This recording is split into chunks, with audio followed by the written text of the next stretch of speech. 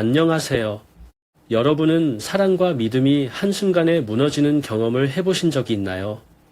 저는 그동안 평범한 성공을 이뤘다고 생각했지만 가장 가까웠던 사람들이 제 등을 돌렸을 때 인생이 송두리째 흔들렸습니다. 연인과 친구, 믿었던 사람들이 배신자로 변한 그날. 하지만 그 사건이 제 인생을 완전히 바꿔놓았습니다. 오늘 영상에서 그 이야기를 나누며 여러분과 함께 고민하고 싶어요.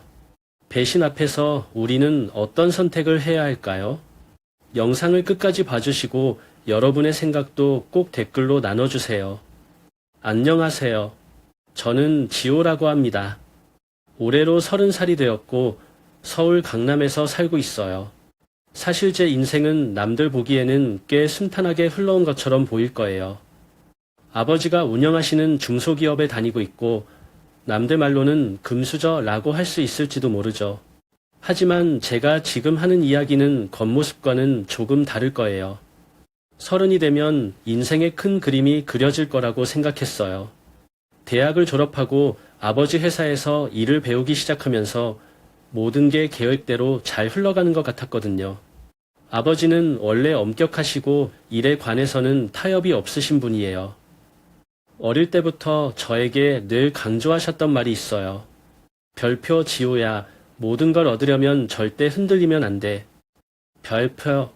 그 말이 제 머릿속에 박혀서인지 지금껏 실수하지 않으려고 악착같이 달려왔어요. 회사에서는 인정받고 있고 제 나이에 집도 장만했어요. 주말이면 혼자 한강에 가서 드라이브도 하고 가끔은 비싼 커피 한 잔 마시며 잘 살고 있다라고 스스로를 위로해요. 그런데 아이러니컬하게도 이런 성공 뒤에 남은 건 어쩐지 공허한 뿐이었어요. 퇴근하고 집에 돌아가면 너무 조용하고 가끔은 TV 소리만이 제벗이 돼줄 때가 많아요. 친구들은 하나둘 결혼을 시작했고 만날 때마다 이런 말을 해요. 별표, 너도 이제 슬슬 결혼 생각해야지. 너무 늦으면 후회한다. 별표, 저도 알죠. 결혼이나 연애를 못하는 건 아닌데 만나는 사람이 있어도 오래가지 못하더라고요. 제게 정말 필요한 사람이 누구인지 모르겠고 더 솔직히는 제가 그럴 마음의 여유가 없었어요. 그러던 어느 날이었어요. 그날은 금요일이었고 회사에서 회의를 마치고 나니 지쳐서 아무것도 하기 싫었어요. 평소처럼 혼자 집에 들어갈까 했는데 친구 민수가 전화를 했어요. 별표, 오늘 술이나 한잔하자. 너 요즘 너무 혼자 지내는 거 아니냐? 별표. 솔직히 처음엔 귀찮았어요. 하지만 오랜만에 얼굴이나 보자는 생각에 강남역 근처에서 민수를 만났죠. 둘이 앉아서 맥주를 마시는데 민수가 갑자기 저를 빤히 보더니 한숨을 푹 쉬더라고요. 별표 지우야, 너 진짜 너무 혼자 산다. 내가 그렇게 성공하고 잘 나가도 뭐해. 주말마다 혼자 한강 가서 차 몰고 다니는 거 이제 그만해라. 별표. 제가 민수의 말을 들으며 대충 웃어넘기려고 하는데 민수가 의미심장하게 말했어요. 별표, 너 혹시 기인이라는 말 들어봤어? 내 인생에 꼭 필요한 사람. 내가 못 찾고 있을 뿐이지 그 사람은 반드시 나타나게 돼 있어. 별표. 그러면서 저를 보더니 진지하게 덧붙이더라고요. 별표, 내가 한 명 소개시켜 줄게. 내가 찾는 사람이 맞는지 한번 만나봐. 진짜 괜찮은 사람이야. 별표. 그때까지 저는 민수의 말을 농담으로 흘려들었어요. 하지만 기인이라는 말이 왠지 모르게 마음에 박혔어요. 사실 기인이라는 단어는 한국에서 흔히 듣는 표현이지만 제 인생에는 없을 거라 생각했거든요. 민수는 제게 인생에서 가장 힘들 때 나타나 손을 잡아주는 사람이라고 했어요. 그 사람이 저에게도 정말 나타날까요? 그날 집으로 돌아가는 길 한강 다리를 지나며 이런저런 생각이 들었어요. 민수 말대로 나는 너무 혼자였던 걸까? 아니면 내가 진짜 외면하고 싶었던 건 내 마음속의 외로움이었을까? 차 안에 울려 퍼지는 라디오 소리가 마치 제 마음을 대변하는 것 같았어요. 그렇게 기인이라는 단어를 머릿속에 새기고 제 일상은 조금씩 달라지기 시작했어요. 그게 어떤 변화였는지는 나중에 다시 이야기할게요. 하지만 그날 민수의 한마디가 제 인생에 아주 작지만 중요한 시작점이 되었어요. 별표 기인은 스스로 찾는 게 아니라 준비된 사람에게 다가오는 법이다. 별표, 이 말이 맞는지 아닌지는 아직 모르겠어요. 하지만 그날 이후로 저는 제 마음을 조금 열어보기로 했어요. 제 이야기는 이제 막 시작되었으니까요. 그날은 4월 중순, 날씨가 제법 따뜻해졌던 금요일 저녁이었어요. 민수가 저를 소개팅 자리로 억지로 끌고 나가던 날이었죠. 처음엔 피곤해서 가지 않겠다고 버텼는데 민수가 별표 이 기회를 놓치면 평생 후회할 수도 있어. 별표라며 반협박을 하더라고요. 결국 강남의 한 조용한 카페에서 그 여자분을 처음 만났어요. 그녀의 이름은 예슬이었어요. 나이는 저보다 2살 어렸고 유명한 식품회사의 마케팅팀에서 일하고 있더라고요. 처음 그녀를 봤을 때 솔직히 좀 당황했어요. 별표, 이렇게 완벽한 사람이 나 같은 사람을 만나러 나왔다고. 별표 하는 생각이 들었거든요. 단정하게 묶은 머리, 깔끔한 베이지색 트렌치코트에 수수한 미소. 첫인상부터 어디 흠잡을 데가 없다는 느낌이었어요. 그날 우리의 대화는 어색하면서도 은근히 재미있었어요. 예술은 말을 참 조곤조곤 잘 하더라고요. 제가 긴장한 티가 났는지 그녀가 먼저 웃으며 말했어요. 별표 지호씨, 너무 긴장하신 것 같은데요? 저 사실 생각보다 평범한 사람이에요. 별표, 그 한마디에 제 긴장이 풀리면서 나도 모르게 웃음이 터졌어요. 그런 자연스러운 말투와 배려 덕분에 우리는 금방 편해졌고 서로에 대해 조금씩 이야기했죠. 그렇게 예슬과 연락을 이어가다 보니 어느새 주말마다 만나는 사이가 되었어요. 그녀는 참 세심하고 따뜻한 사람이었어요. 제가 바쁘다고 하면 굳이 연락을 재촉하지 않고 제 이야기를 들어줄 때는 언제나 진지하게 귀 기울였죠. 어느 날은 제가 갑자기 몸살이 나서 회사를 빠지고 집에서 끙끙 앓고 있었는데 예슬이 연락을 해왔어요. 별표 지호씨, 목소리가 왜 그래요? 어디 아프세요? 별표, 저는 괜찮다고 했지만 2시간 뒤 그녀가 제 집 앞에 나타났어요. 손에는 따뜻한 생강차와 직접 구운 쿠키, 약국에서 사온 감기약이 들려 있었죠. 별표 혼자 아프면 더 서럽잖아요. 이거 마시고 푹 쉬어요. 별표, 그 순간 저는 정말 고마웠어요. 누군가가 제 아픔을 이렇게 챙겨준 게 언제였는지 기억도 안 나거든요.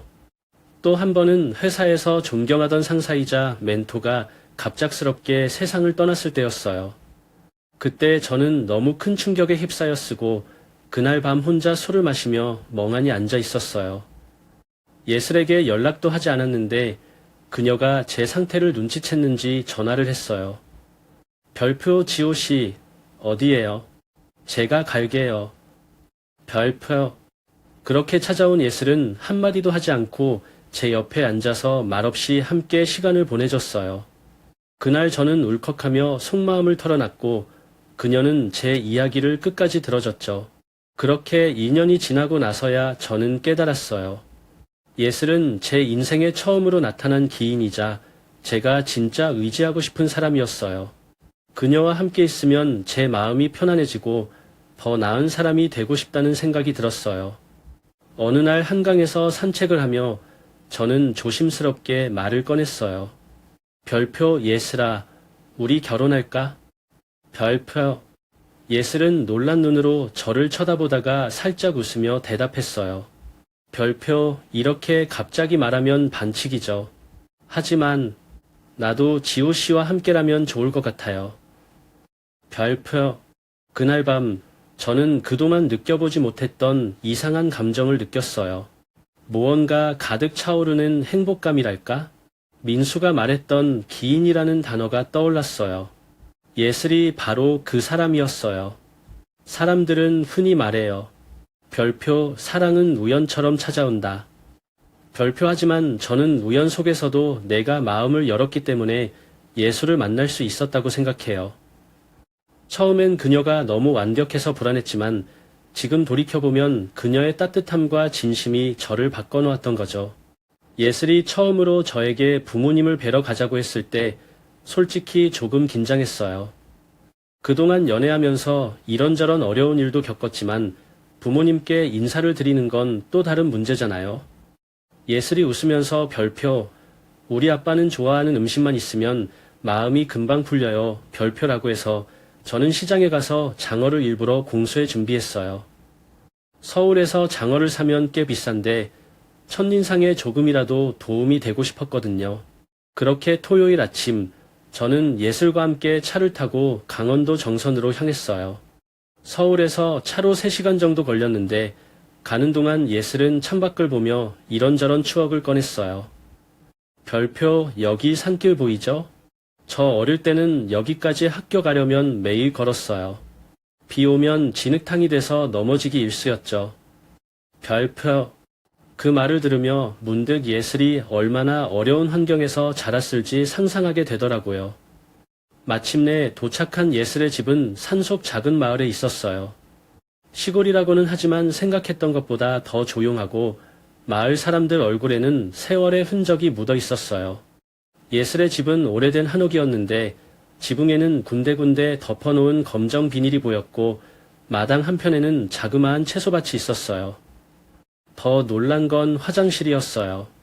마당 끝에 있는 화장실은 서울에서 보기 힘든 재래식이었는데 순간 당황스러웠죠.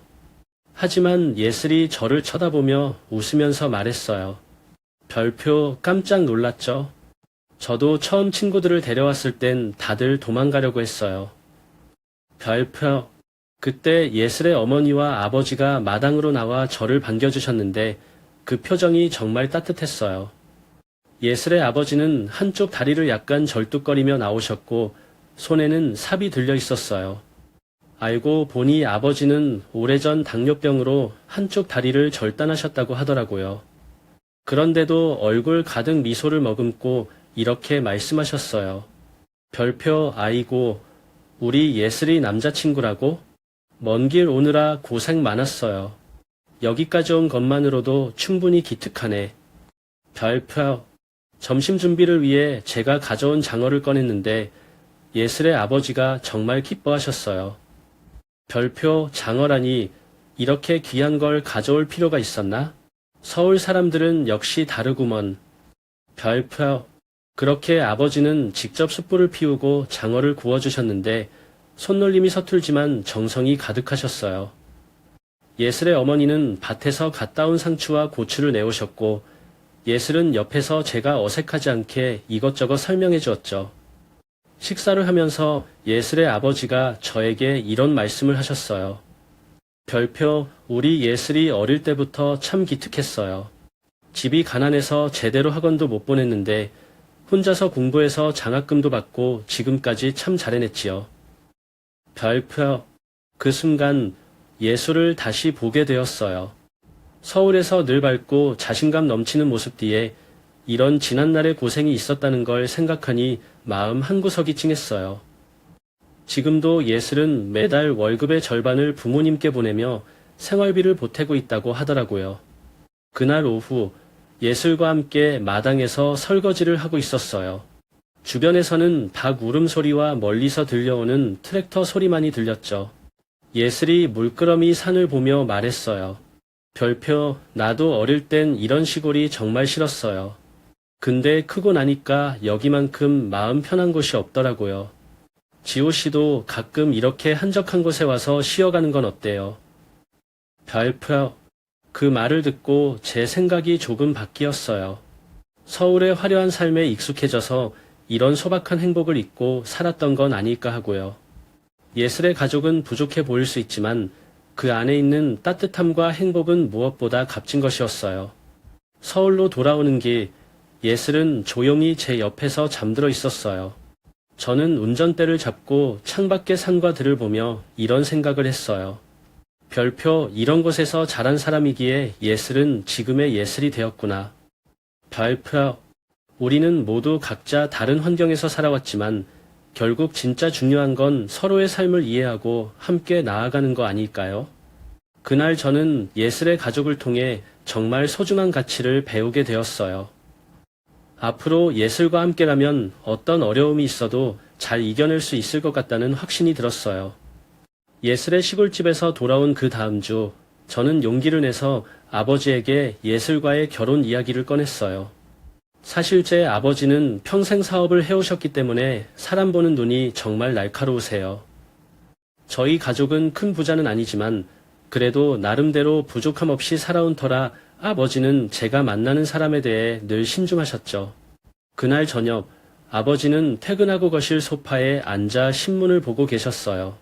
저는 아버지 옆에 조심스럽게 앉아 말을 꺼냈죠. 별표 아버지, 저 진지하게 만나는 사람이 있어요. 결혼까지 생각하고 있어요. 별표. 아버지는 신문을 내려놓고 저를 한참 동안 바라보시더니 묻더라고요. 별표 어떤 사람이냐?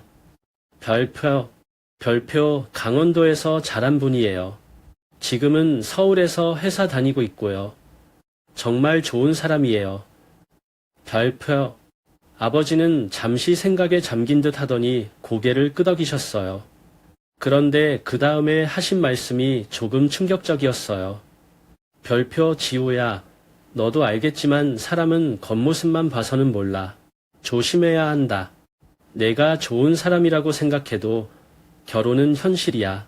상대 집안과 배경도 잘 봐야 한다. 별표.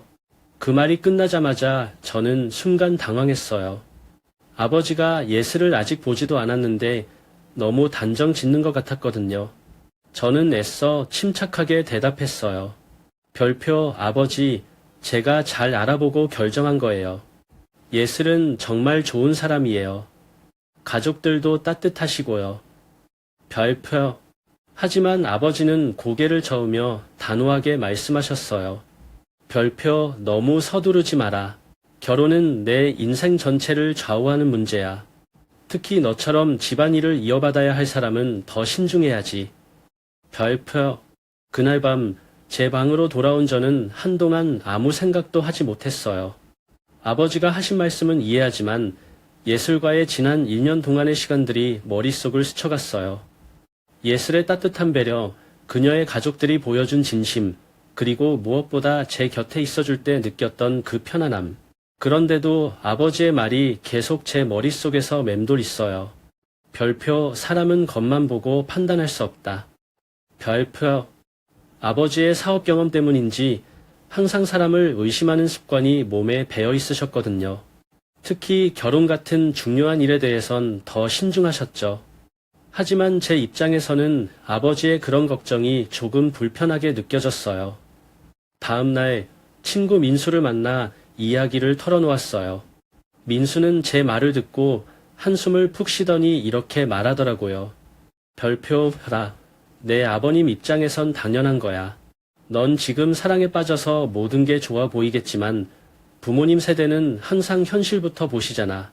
그래도 내가 믿는다면 내 선택을 밀고 나가는 게 맞지. 별표. 민수의 말이 틀린 건 아니었어요. 하지만 그날 이후로도 저는 아버지의 말과 제 감정 사이에서 계속 갈등했어요. 예슬과 주말에 만나 한강을 걷고 있을 때였어요. 평소 같으면 이런 날씨에 기분이 좋았을 텐데 제 표정이 어두웠는지 예슬이 물었어요. 별표 지호씨, 무슨 일 있어요? 요즘 표정이 왜 그래요? 별표. 처음엔 괜히 예슬이 상처받을까 봐 솔직하게 말하지 못했어요. 하지만 예술의 걱정스러운 표정을 보니 더 이상 숨길 수 없었죠. 별표 아버지가 결혼에 대해 좀 걱정하시더라고. 예슬이랑 예슬의 집안에 대해 신중하게 생각하라고 하셨어. 별표. 예슬은 잠시 조용해지더니 제 손을 꼭 잡으며 이렇게 말했어요. 별표 지호씨 아버님 입장이 이해돼요. 제가 더 노력해서 믿음을 드리면 되잖아요. 시간이 지나면 아버님도 저를 인정해 주실 거라고 생각해요. 별표. 그 말에 저는 조금 마음이 편안해졌어요. 예슬은 언제나 긍정적이고 현실적이었어요. 그 순간 저는 결심했어요. 아버지의 걱정도 이해하지만 예술과 함께라면 어떤 어려움도 이겨낼 수 있을 거라고요. 아버지의 걱정은 그저 사랑하는 아들에게 해주고 싶은 충고였을지도 몰라요. 하지만 사랑이란 결국 상대를 믿고 함께 나아가는 거라고 생각해요. 세상에 완벽한 사람이나 조건은 없지만 서로를 믿고 의지할 수 있는 사람이 있다는 것만으로도 충분하지 않을까요? 아직 아버지를 설득하려면 시간이 좀 더 필요할지도 몰라요. 하지만 저는 확신해요. 예슬이야말로 제 인생의 기인이고 언젠가 아버지도 그 사실을 받아들이실 거라고요. 결혼식이 한 달 앞으로 다가오면서 예슬과 저는 정말 바쁜 시간을 보냈어요. 예식장 예약, 초대장 돌리기, 신혼집 준비까지 할 일이 산더미였죠. 아버지가 결혼을 반대하셨을 때만 해도 걱정이 많았지만 시간이 지나면서 아버지도 결국 신혼집을 준비해 주시면서 조금씩 마음을 여시는 듯 했어요. 신혼집은 서울 송파구에 있는 새 아파트였어요. 예슬은 이사를 앞두고 본인의 원룸에서 짐을 정리하기 시작했는데 물건이 꽤 많더라고요. 그래서 저는 대학 때 절친이었던 지수에게 연락해 도움을 청했어요. 지수는 대학 시절부터 저와 각별한 친구였고 예슬과도 두세 번 만난 적이 있어서 서로 얼굴을 아는 사이였어요. 이사 당일은 토요일이었고 날씨도 화창했어요. 저는 예슬과 함께 작은 이삿짐 트럭을 불러 예슬의 원룸에서 짐을 옮기고 있었고 지수는 뒤늦게 도착했죠. 그런데 지수의 표정이 어딘가 불안해 보였어요. 별표 지수야. 왜 그래? 어디 아파? 별표 아니야. 별일 아니야. 그냥 피곤해서 그래. 별표. 저는 대수롭지 않게 넘기고 짐 정리를 계속했어요. 박스를 나르며 이런저런 이야기를 나누는데 지수는 계속 뭔가 말을 꺼내려다 마는 것 같았어요. 짐 정리가 거의 끝나갈 무렵 지수가 갑자기 저를 부르더니 작은 목소리로 말했어요. 별표 지우야, 나 할 말 있어. 잠깐 나와봐. 별표. 저는 지수를 따라 원룸 건물 옆 작은 공터로 나갔어요. 지수는 주위를 한번 둘러보더니 핸드폰을 꺼내 들었어요. 별표 지우야, 내가 이런 말까지 할까 말까 고민 많이 했는데 이건 꼭 알려줘야 할 것 같아서. 별표 무슨 말이야? 왜 그래? 별표. 지수는 핸드폰을 조용히 켜고 녹음된 음성을 들었어요. 그 음성에는 분명히 여성의 목소리가 들렸어요. 그런데 그 목소리는 너무나 예슬과 비슷했어요. 별표 결혼만 하면 편하게 아파트에서 살 수 있잖아. 뭐 나중에 이혼해도 반반 나누면 되지 뭐. 별표. 그 짧은 문장이 제 귓가를 때리는데 순간 머릿속이 하얘졌어요. 등골이 서늘해지고 심장이 덜컥 내려앉는 느낌이었죠. 저는 당황해서 지수를 쳐다보며 말했어요. 별표 이거 어디서 난 거야? 이게 무슨 소리냐고. 별표. 지수는 조심스럽게 답했어요. 별표 이거 우리 동창 모임에서 우연히 들었어. 누군가 예슬이랑 닮은 사람이 한 얘기라고 녹음해서 돌렸더라고. 나도 처음엔 믿지 않았는데 혹시 몰라서 너한테 알려주는 거야. 미안, 지호야. 별표. 저는 아무 말도 하지 못한 채 멍하니 서 있었어요. 이게 정말 예슬일까? 라는 생각과 아니야 말도 안 되라는 부정이 동시에 머릿속을 휘젓고 있었어요. 그동안 제가 봐왔던 예슬은 진심으로 따뜻하고 배려심 많은 사람이었어요. 힘들 때마다 제 옆에서 묵묵히 위로해주던 그녀였는데 이런 말을 했을 리가 없다고 믿고 싶었어요. 하지만 그 목소리는 예슬과 너무 닮았고 상황은 저를 점점 불안하게 만들었어요. 지수는 제 표정을 보며 말했어요. 별표 지우야, 나도 이게 사실이 아니길 바래. 하지만 결혼은 신중해야 하잖아. 혹시 몰라서 알려준 거니까 너도 한번 생각해봐. 별표. 지수는 미안하다는 표정으로 저를 남겨두고 돌아갔고 저는 혼자 원룸 앞에 서 있었어요. 차가운 봄바람이 불어오는데도 식은땀이 흐르는 것 같았어요. 그날 밤 집으로 돌아왔지만 마음이 복잡해서 도저히 잠이 오지 않았어요. 녹음된 목소리가 계속 머릿속을 맴돌았고 예슬의 얼굴이 겹쳐지면서 제 자신이 혼란스러워졌죠. 혹시 그동안 내가 예슬을 너무 믿은 걸까? 라는 의심과 그녀가 그럴 리 없다는 믿음이 엉켜버렸어요. 모든 게 꼬여버린 그날, 저는 결국 예슬에게 직접 이야기를 꺼내기로 했어요. 녹음된 그 목소리와 지수의 말이 머릿속에서 떠나질 않았거든요. 평소처럼 강남의 작은 카페에서 예슬을 만났는데 그날따라 그녀의 표정은 평소와 다름없었어요. 환하게 웃으며 저를 반기던 예슬이었지만 제 마음 한구석에는 왠지 모를 불편함이 가득했죠. 별표 예슬아, 나 오늘 꼭 물어보고 싶은 게 있어. 별표. 갑자기 진지한 제 표정에 예슬도 살짝 당황한 기색이었어요. 별표 무슨 일이야? 지호씨? 갑자기 왜 그래? 별표. 저는 숨을 고르고 조심스럽게 말을 꺼냈어요. 별표 혹시 이런 이야기 들어본 적 있어? 결혼하고 나서 재산 나눠서 살겠다는 말. 별표. 그 순간 예슬의 표정이 굳어졌어요. 그녀는 아무 말 없이 저를 바라보다가 작은 목소리로 대답했어요. 별표, 그게 무슨 소리야? 누가 그런 얘기를 해? 별표. 하지만 이미 저의 마음은 흔들리고 있었어요. 처음에는 믿으려고 했지만 그날 이후로 그녀의 말과 행동 하나하나가 제 눈에는 의심으로 보이기 시작했으니까요. 저를 바라보는 그녀의 눈빛마저 진심인지 아닌지 헷갈리기 시작했어요. 며칠 후, 퇴근 후 집에 돌아와 혼자 소파에 앉아 있을 때였어요. 휴대폰이 울리길래 확인해보니 민석이었어요. 별표 지호야, 나 좀 볼 수 있을까? 너한테 꼭 할 말이 있어. 별표. 민석은 제 대학 시절 가장 가까운 친구였고 예술을 처음 소개해준 사람이기도 했어요. 그동안 그에게 고민도 많이 털어놓았기에 믿고 있었죠. 그날 밤 회사 근처의 작은 카페에서 만난 민석은 평소와 다르게 굳은 표정으로 앉아 있었어요. 제가 자리에 앉자마자 민석이 먼저 말을 꺼냈어요. 별표 지호야, 내가 그동안 너한테 말을 못한 게 있어. 별표. 갑자기 심장이 철렁 내려앉는 기분이었어요. 민석이 무슨 말을 하려고 하는지 직감적으로 알 것 같았거든요.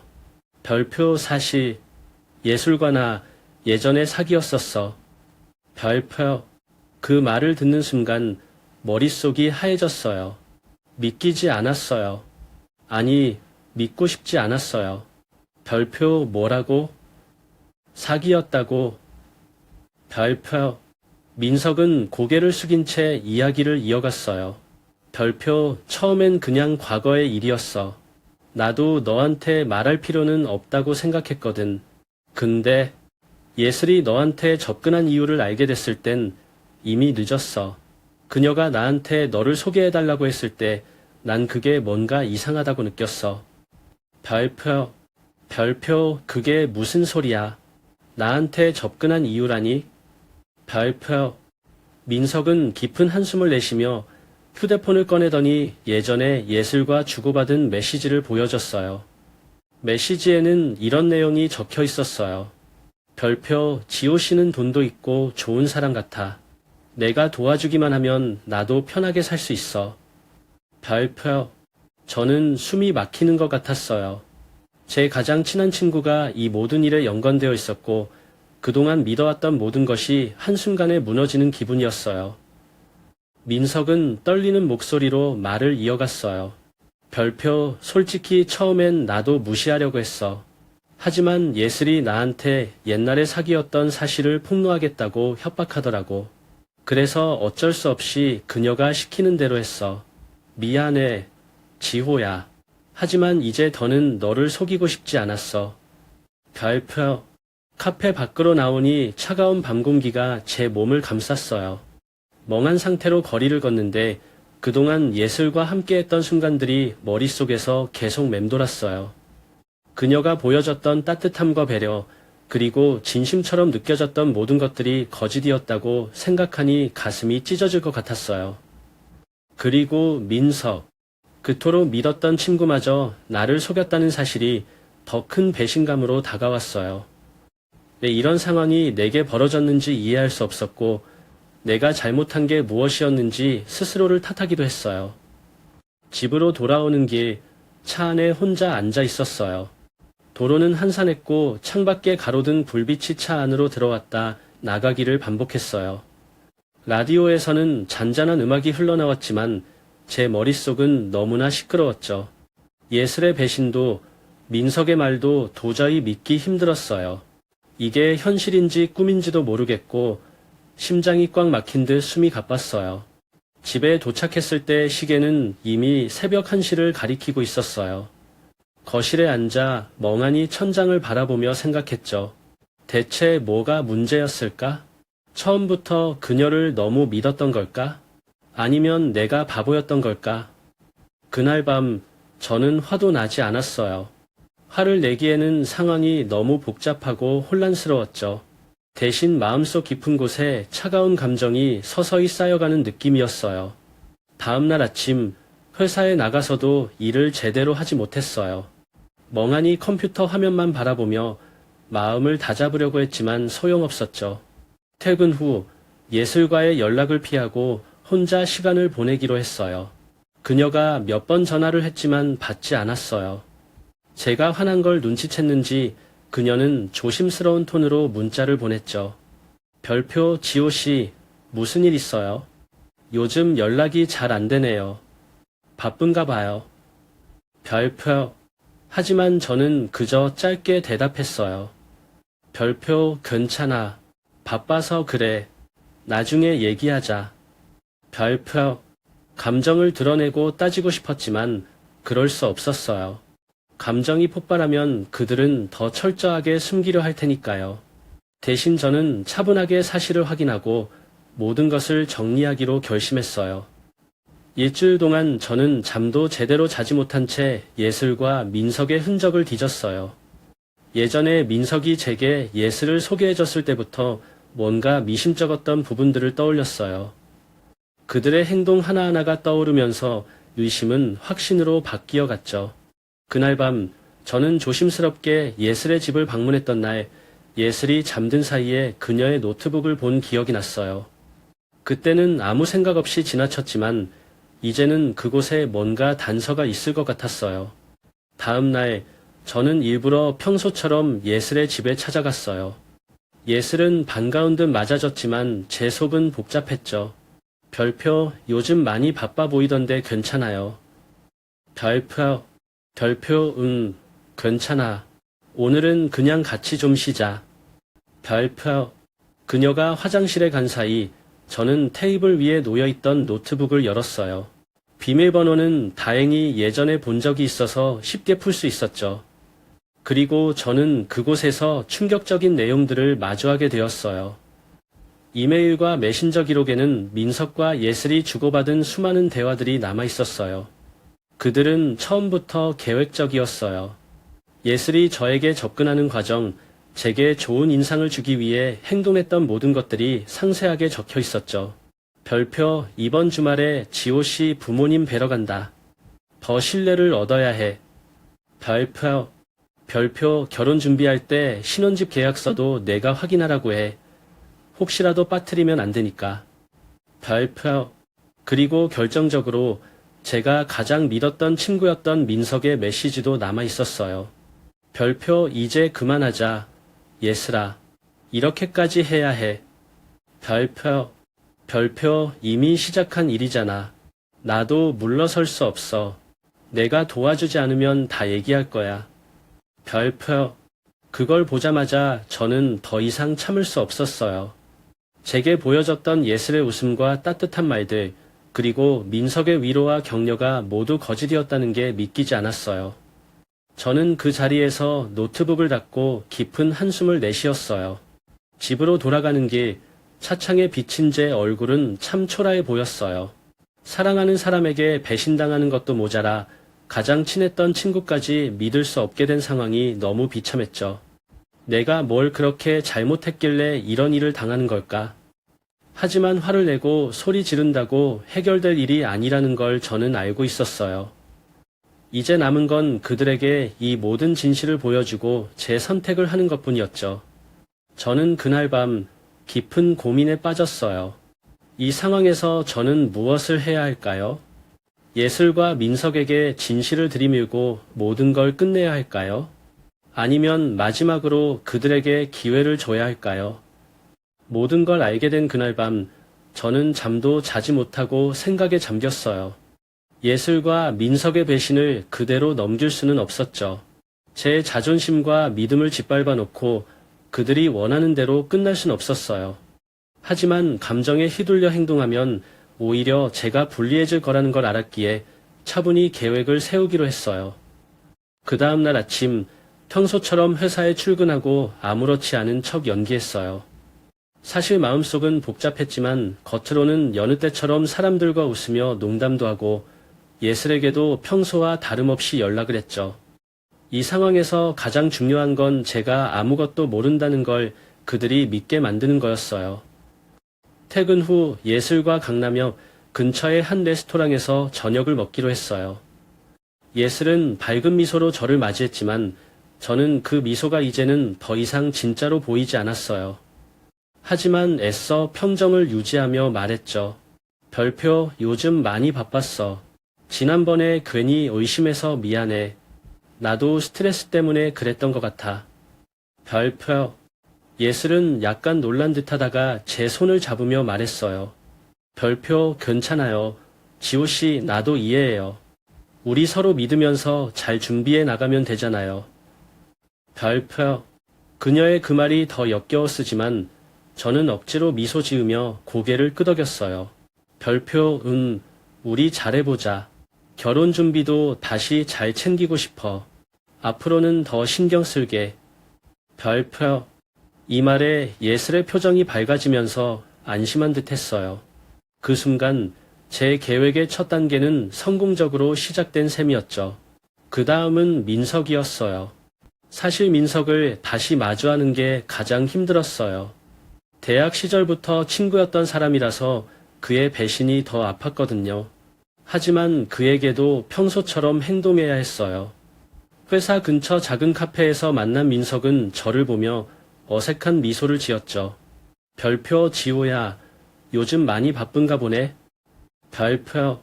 별표, 좀 정신없네. 결혼 준비도 그렇고 회사 일도 많아서 내 덕분에 예슬이 잘 만난 건데 내가 요즘 좀 소홀했나 봐. 별표. 민석은 제가 이런 말을 하자 당황한 듯 했지만 이내 태연한 척하며 웃었어요. 별표, 그래도 잘 돼서 다행이다. 예슬이도 착하고 좋은 사람이니까. 별표. 이 말을 듣는 순간 속에서 끓어오르는 감정을 꾹 눌러 참았어요. 저는 그에게 조금 더 부탁을 했어요. 별표, 너랑 예슬이 나 좀 도와줘야 할 일이 있어. 결혼 전에 필요한 서류 준비가 있어서 두 사람 도움을 좀 받아야 할 것 같아. 별표. 민석은 제 눈치를 살피던 알겠다고 했어요. 제가 아무것도 모르는 척 평소와 다름없이 행동했기에 그도 의심하지 않았던 것 같아요.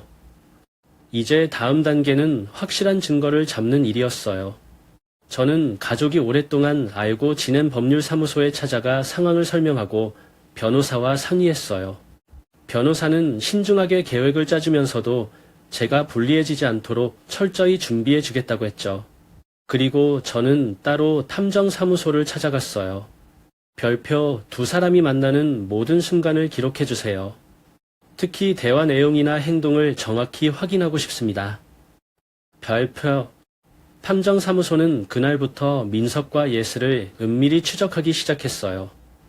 저는 민석과 예슬에게 일부러 두 사람이 함께할 수밖에 없는 상황을 만들었어요. 결혼에 필요한 법적 서류나 공동 준비 사항 등을 핑계 삼아 둘을 불러놨죠. 장소는 제가 정한 강남의 조용한 카페였어요. 그날 저는 일부러 참석하지 않고 그들이 자연스럽게 대화하도록 상황을 만들었어요. 그리고 탐정팀이 그 모습을 찍고 녹취하도록 했죠. 제 목표는 그들이 대화를 나누며 어떤 이야기든 실수로라도 입 밖에 내뱉는 것이었어요.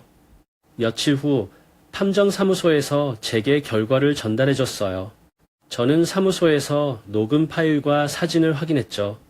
녹음 파일에서는 예술의 목소리가 분명히 들렸어요. 별표, 결혼하고 나면 뭐든 내 뜻대로 될 거야. 민석 씨, 걱정하지 마. 지호 씨는 아직 아무것도 몰라. 별표. 그걸 듣는 순간 저는 말로 표현할 수 없는 분노와 배신감을 느꼈어요. 하지만 동시에 한편으로는 마음이 편안해지기도 했어요. 이제 모든 진실이 명백해졌으니까요. 이제 남은 건 그들의 실체를 밝히는 일뿐이었어요. 저는 변호사와 함께 서류를 준비하고 두 사람에게 마지막 한 방을 날릴 준비를 하고 있었죠. 제가 그들에게 당한 만큼, 아니 그 이상으로 대가를 치르게 할 생각이었어요. 이제 더 이상 그들이 저를 가지고 놀 수 없다는 걸 보여줄 겁니다. 그날은 평소와 다를 것 없는 화요일이었어요. 하지만 제 마음속에는 그 어느 때보다 복잡한 감정들이 얽혀 있었죠. 2주 동안 저는 철저하게 준비했고, 이제 모든 것을 끝내야 할 시간이 왔어요. 제가 정한 장소는 강남에 있는 작은 미팅룸이었어요. 가족 회의라기보다는 차갑고 딱딱한 대결의 장이 될 것이 뻔했죠.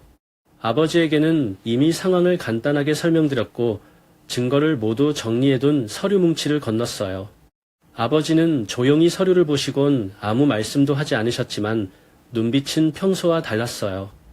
그 눈빛만으로도 저를 믿고 있다는 게 느껴졌죠. 회의는 저녁 7시에 시작하기로 했어요. 시간에 맞춰 예슬과 민석이 거의 동시에 도착했어요. 예슬은 단정한 옷차림에 평소처럼 웃으며 저를 보았지만 저는 그 미소조차 위선으로밖에 보이지 않았어요. 민석은 어색한 표정으로 저와 아버지를 번갈아 보며 자리에 앉았죠. 잠시 침묵이 흐른 뒤 저는 천천히 입을 열었어요. 별표, 오늘 이 자리를 마련한 이유는 여러분이 이미 알고 있을 거라고 생각해요. 예슬아, 그리고 민석아, 이제는 숨길 필요 없어. 나한테 솔직해졌으면 좋겠어. 별표. 그 말이 끝나자 예슬이 당황한 듯 저를 바라보며 물었어요. 별표, 지호씨, 무슨 말을 하는 거예요? 갑자기 왜 그래요? 별표. 하지만 저는 아무 대답도 하지 않고 준비한 증거들을 꺼내기 시작했어요. 별표, 이거 봐, 여기 민석과 내가 주고받은 메시지야. 별표. 저는 프린트된 메시지 기록을 테이블 위에 던졌어요. 거기에는 예슬이 민석에게 보낸 말들이 적나라하게 나와 있었죠. 별표, 결혼만 하면 나도 편해질 거야. 지호 씨는 순진해서 의심도 안 할 거고. 별표. 그 말이 테이블 위에 내려앉는 순간 예술의 얼굴이 투하해졌어요. 별표, 그리고 이 녹음 파일. 둘이 나를 가지고 어떻게 계획했는지 잘 들어봐. 별표. 저는 핸드폰을 켜고 녹음된 파일을 재생했어요. 파일 속 예슬의 목소리는 부정할 수 없을 정도로 분명했고 민석과 나눈 대화가 그대로 들려왔어요. 별표, 이제 슬슬 결혼 준비도 끝나가니까 계약서만 확실히 해두면 돼. 민석 씨, 걱정하지 마. 별표.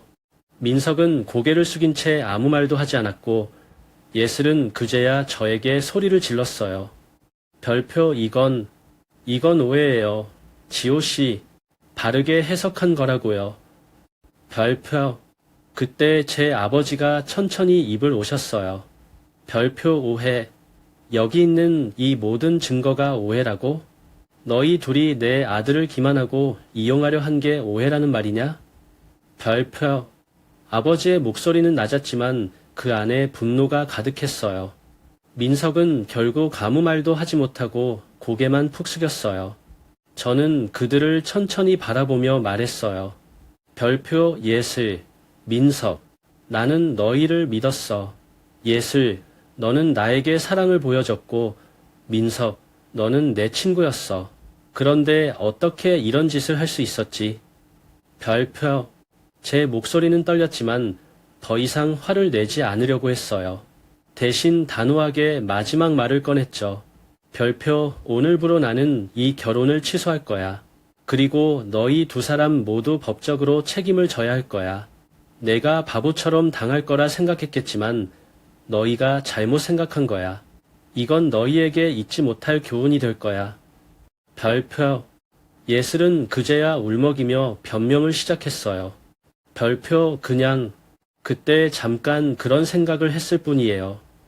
미안해요. 지호씨, 내가 잘못했어요. 별표. 하지만 저는 더 이상 그녀의 말을 듣고 싶지 않았어요. 민석은 끝까지 아무 말 없이 고개만 숙이고 있었어요. 회의가 끝난 후 아버지와 저는 둘만 남았습니다. 아버지는 제 어깨를 가만히 두드리며 말씀하셨어요. 별표 지호야, 잘했다. 사람이 한 번은 배신당할 수 있지만 두 번 당하는 건 스스로 바보가 되는 거야. 내가 직접 진실을 밝히고 이 상황을 끝낸 게 정말 잘한 일이야. 별표. 아버지의 그 말에 저는 비로소 긴장이 풀리며 깊은 숨을 내쉬었어요. 그날 이후 저는 예슬과 민석을 완전히 제 삶에서 지워버렸어요. 법적으로도 대응을 시작했고 제 인생을 다시 정리하기로 했어요. 믿었던 사람들에게 배신당하는 건 정말 고통스러웠지만 그 덕분에 저는 더 강해졌고 사람을 보는 눈도 조금 더 날카로워졌다고 생각해요. 모든 일이 끝난 후 제 삶은 여전히 혼란스러웠지만 한편으로는 어딘가 정리된 기분이었어요. 예슬과 민석에게 법적으로 대응하겠다고 선언한 지 한 달 후 모든 과정이 빠르게 진행됐죠. 예슬은 처음에는 눈물을 흘리며 제게 용서를 구했어요. 하지만 이미 그녀의 말은 제 마음에 닿지 않았죠. 제가 변호사를 통해 공식적으로 손해배상 청구를 진행하자 그녀는 더 이상 저를 설득할 힘이 없었는지 조용히 받아들였어요. 예슬의 소식은 금세 그녀의 회사로도 퍼졌어요. 제가 그 회사에 직접 연락한 건 아니었지만 어떻게든 소문은 돌기 마련이니까요. 사내에서는 그녀의 행동이 뒤늦게 밝혀졌고 결국 예슬은 회사에서도 신뢰를 잃고 자리를 정리하게 됐어요. 며칠 후 예슬의 어머니에게서 연락이 왔어요. 별표, 우리 예슬이가 잘못한 건 맞지만 이 정도면 된 거 아니겠니? 너무 가혹한 건 아닌지 생각해봐 주렴. 별표, 저는 차가운 목소리로 대답했어요. 별표, 제게서 받은 상처와 배신감은 돈으로도 치유되지 않습니다. 하지만 이건 그대가 일뿐이에요. 별표, 그녀의 어머니는 아무 말 없이 전화를 끊었고 그 뒤로 연락은 없었어요. 민석의 상황은 예슬보다 더 심각했어요. 민석이 다니던 회사는 제가 알던 거래처 중 하나였는데 그의 배신과 계획이 알려지면서 회사에서 그를 신뢰할 수 없다는 결론을 내렸죠. 결국 민석은 회사에서 해고되었고 친구들이 그 사실을 알게 되면서 그의 인간관계는 산산조각이 났어요. 어느 날 민석에게서 메시지가 왔어요. 별표 지호야, 미안하다. 나도 후회하고 있어. 그냥 한 번만 기회를 줄 수 없을까? 별표. 그 메시지를 읽고 잠시 고민했어요. 하지만 곧 핸드폰을 꺼버렸죠. 그의 사과는 이미 너무 늦었고 그가 제게 했던 행동은 용서받을 수 없었어요. 민석과의 관계는 대학 시절부터 이어진 소중한 우정이었지만 배신은 그 모든 시간을 무너뜨려 버렸거든요. 그 사건 이후로 저는 잠시 모든 일을 멈추고 혼자만의 시간을 갖기로 했어요. 아버지의 권유로 강원도에 있는 작은 펜션에서 일주일을 보냈는데 그곳은 정말 조용했어요. 창밖으로 보이는 산과 들판은 제가 잊고 있던 평온함을 다시 찾아주었죠. 하루는 마당에 앉아 커피를 마시고 있는데 옆집 할아버지가 말을 걸어오셨어요. 별표 총각, 얼굴이 왜 그렇게 어두워? 젊은 사람은 힘이 넘쳐야지. 별표. 그 말에 저는 피식 웃으며 대답했어요. 별표, 요즘 좀 힘든 일이 있어서요. 믿었던 사람에게 배신당했거든요. 별표. 할아버지는 제 말을 듣고 조용히 고개를 끄덕이더니 이런 말을 해주셨어요. 별표, 인생은 원래 그런 거야. 사람은 실수도 하고 남을 아프게도 하지만 결국 중요한 건 내가 어떻게 살아가는. 상처를 받았으면 그걸 밑거름 삼아 더 단단해져야지. 별표. 그 말이 마음에 깊이 박혔어요. 돌아보니 그 사건이 저를 망가뜨린 게 아니라 오히려 더 강하게 만들어준 거였죠. 서울로 돌아온 후 저는 다시 제 일에 집중하기 시작했어요. 일에 몰두하다 보니 마음도 조금씩 정리되었고 사람들을 대하는 태도도 더 신중해졌어요. 이전처럼 무조건 사람을 믿는 게 아니라 진짜 제 곁에 있어줄 사람을 천천히 알아보기로 했죠. 가끔 민석과 예슬 생각이 날 때도 있어요. 하지만 그럴 때마다 저는 스스로에게 말하죠. 별표, 그 일은 나를 성장하게 해준 사건이었어. 더 이상 과거에 묶여있지 말자. 별표. 모든 게 마무리된 후 예슬과 민석은 제 삶에서 깨끗이 지워졌어요. 법적 절차가 끝난 날 저는 오래된 무게를 내려놓은 듯한 기분이 들었죠. 하지만 마음 한구석에는 여전히 복잡한 감정들이 남아 있었어요. 그날은 평소와 다름없는 일요일 오후였어요. 집 근처의 한적한 카페에 앉아 창밖을 바라보고 있었는데 날씨는 너무나 맑았고 따뜻한 봄바람이 불어오고 있었어요. 하지만 제 마음은 여전히 고요하지 않았어요. 종종 그날의 사건이 떠오르면 제 자신에게 묻곤 했죠. 별표, 내가 정말 잘한 걸까? 복수가 나에게 진짜 행복을 가져다 줬을까? 별표, 친구 민석과의 우정은 대학 시절로 돌아가면 정말 소중한 추억이 많았어요. 시험 기간에 밤새 도서관에서 공부하던 날들, 아무 계획도 없이 강릉으로 떠났던 여행, 힘든 일이 있을 때마다 서로를 위로하던 순간들, 그런 시간이 다 거짓은 아니었을 텐데 어쩌다 그는 나를 배신한 걸까? 예슬에 대한 기억도 마찬가지였어요. 예슬과 함께했던 날들은 여전히 현실처럼 또렷하게 남아 있었죠. 따뜻한 커피 한 잔을 나누며 나눴던 소소한 대화들, 제가 아팠을 때 그녀가 가져다준 생강차와 쿠키까지. 그 순간들만큼은 분명 진심처럼 느껴졌는데 결국 모든 것이 계획이었다니. 그런 생각이 들 때마다 저는 제 마음을 다잡으며 스스로를 설득했어요. 별표, 과거에 얽매이지 말자. 그건 내가 선택한 길이었어. 너는 상처를 줬던 사람들을 뒤로하고 더 나아가야 해. 별표.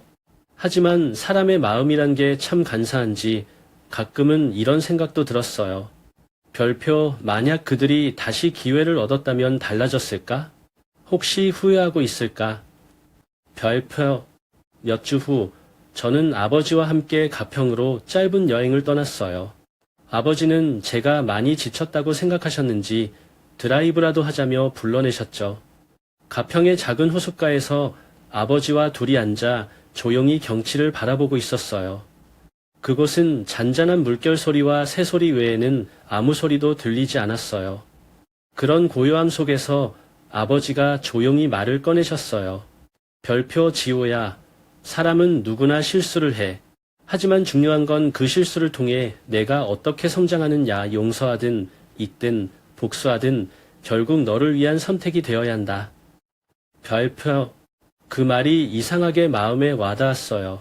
그동안 저는 복수라는 단어에 집착하면서 그들이 후회하길 바랐고 그 대가를 치르기 바랐어요. 하지만 그렇게 해서 제 마음이 완전히 편안해진 건 아니었어요. 그제야 깨달았죠. 그들이 어떻게 생각하고 후회하는지는 이제 제게 중요하지 않다는 거려. 제가 해야 할 일은 그 모든 일을 제 삶의 일부로 받아들이고 더 나은 사람이 되기 위해 노력하는 거라는 거려. 서울로 돌아온 후 저는 조금씩 변화하기 시작했어요. 매일 아침 일찍 일어나 운동을 시작했고 주말에는 혼자 산책을 하며 책을 읽었어요. 그동안 놓쳤던 제 자신을 돌아보며 차근차근 앞으로 나아가고 있었죠. 친구들도 하나둘 제 곁으로 돌아왔어요. 그들은 조심스럽게 제 안부를 물으며 말했어요. 별표, 지호야, 정말 힘들었겠다. 그래도 이렇게 잘 이겨내고 있는 내 모습 보니까 다행이다. 별표. 그 말을 들으면서 저는 마음속으로 다시 다짐했어요. 별표, 이제 더는 과거에 얽매이지 않을 거야. 그 일을 통해 나는 더 단단해졌고 더 성장할 거야. 별표. 이제 제 이야기는 여기까지예요. 그 일이 제게 큰 상처를 줬던 건 사실이지만 그 상처 덕분에 저는 제 자신을 더 잘 알게 되었고 앞으로의 삶을 어떻게 살아가야 할지도 깨닫게 되었어요. 여러분이라면 이런 상황에서 어떻게 하셨을까요? 용서와 복수 중 무엇이 더 나은 선택이라고 생각하세요? 하지만 한 가지 확실한 건 어떤 선택을 하든 그것이 별표 나를 위한 선택 별표이어야 한다는 거예요. 과거에 머무르기보다는 그 경험을 밑거름 삼아 더 나은 미래를 만들어가는 것, 그게 진정한 극복이 아닐까요? 별표, 끝이 아닌 새로운 시작. 이제 제 삶은 다시 시작됩니다. 별표.